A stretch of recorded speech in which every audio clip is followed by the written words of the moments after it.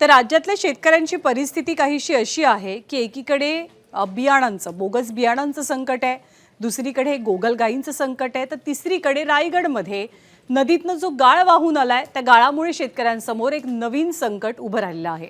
रायगडमध्ये धुवाधार पाऊस बरसला, रायगडमधलं पुराचं पाणी जरी कमी झालंय, ओसरलंय, तरी शेतकऱ्यांचं संकट मात्र संपलेलं नाहीये।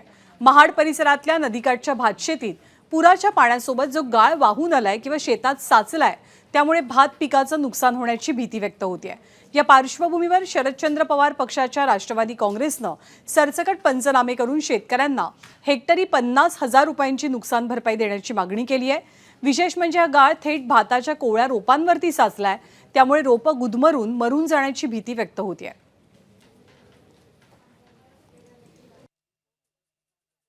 हे पूर्ण पिकं ही सडलेली आहेत, त्यामुळे दोन वेळा पेरण्या करून आज ह्या शेतकऱ्यांवरती उपासमारीची वेळ आलेली आहे। रायगडमध्ये ओला दुष्काळ जाहीर करावा आणि जिल्हाधिकाऱ्यांनी तातडीचे पंचनामे करून हेक्टरी किमान 50,000 रुपये हे या ठिकाणी शेतकऱ्यांना मदत मिळाली पाहिजे। आणि जर तुम्ही ते करणार नसाल तर राष्ट्रवादी काँग्रेस शरदचंद्र पवार पक्षाच्या वतीनं आम्ही शेतकऱ्यांच्या वतीनं या ठिकाणी तीव्र आंदोलन करू, रस्त्यावर उतरू, रस्ता रोको करू।